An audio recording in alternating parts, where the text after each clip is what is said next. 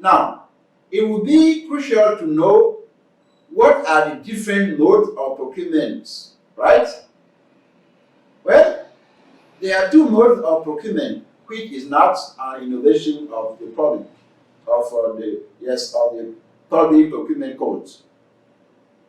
From an international point of view, public procurement is done by invitation to tender or competitive bidding, if you prefer.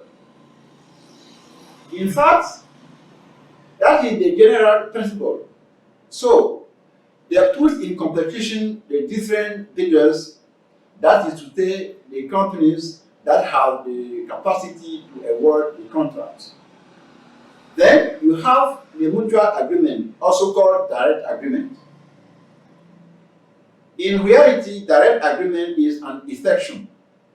Therefore, a contracting authority can only resort to direct agreement under conditions strictly limited by the Public Procurement Code. Since the principle is the call for tenders, the competition rights. And the exception is mutual agreement. The mutual agreement, which we also call direct agreement, is limited. It is used in cases of emergency only. The contracting authority does not have the time to call for tenders to put several companies in competition, because there are strict deadlines that must be respected in the competition, in the analysis of the size, in the request and obtaining of the notice of non-objection. Each step of the product of the procedure is sanctioned by the obtaining of a non-objection notice from the General Directorate of Public Procurement Control. Sometimes the project owner or contracting authority does not have the time to respect all this procedure because there is a real emergency. At this time, the project owner can resort to the mutual agreement after having duly justified it. And it will be up to the General Directorate of Public Procurement Control to decide whether or not to authorize this recourse to mutual agreement. Okay? You have, for example, the case of contracts or other that require special expertise. And when they look at the marketplace, there is only one company that has this expertise, or only one company has the talent that the state needs. So at this point, we can also resort to mutual agreement. In the same vein, you have the so-called special contracts that affect national defense, state security, and very strategic areas. So you can see that the use of direct agreement is really limited. Remember, we said that the call for tenders is the rule and the direct agreement is the exception, right? So, who decides on direct agreement then? This question of who decides on mutual agreement is a very recurrent one. It is important to know that it is not the project owner, but the project owner will make the proposal to award the contract by mutual agreement. And it will be up to the National Directorate of Public Procurement Control to study the reasons and motivation. In particular, it will look at the technical complexity and assess whether the conditions are met.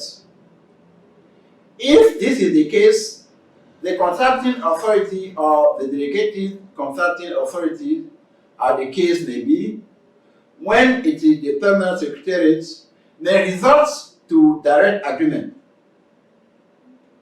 The coordination service has a public procurement management unit. It has experts who are equipped in this practice of analyzing facts and in the preparation of bidding documents. Article 13 of Law number 2009-013 and third document and delegation of services deals with the general rules for awarding contracts. They are therefore the two modes which are defined. It says that open tendering is the rule and the use of any other procurement method must be exceptional. The exception must be justified by the contracting authority or project owner or the delegated project owner.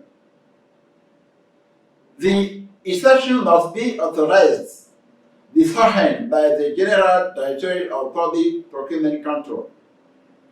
Therefore, we have two modes of procurement, which are the call for tenders and the mutual agreement.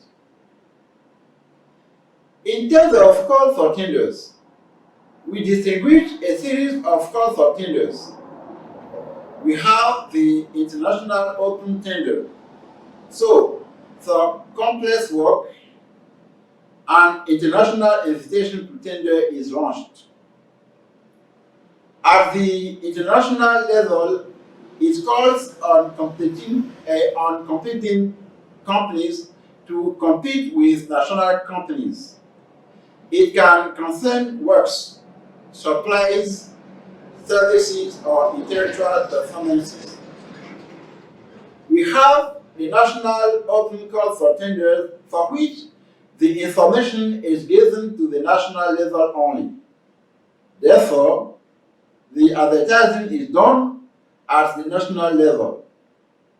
All national companies with expertise in the field can indeed apply. We have a restricted invitation to tender. It is a call for tenders in relation to a certain urgency. So, a restricted call for tenders can be used.